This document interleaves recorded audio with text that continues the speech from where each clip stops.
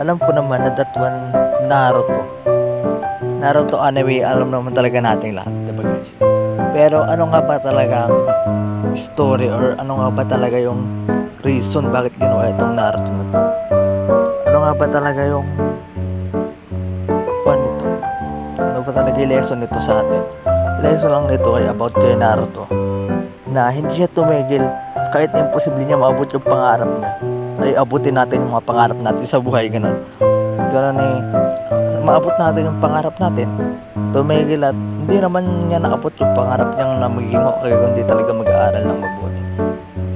Hindi naman reason yung pagiging hindi talaga matalino.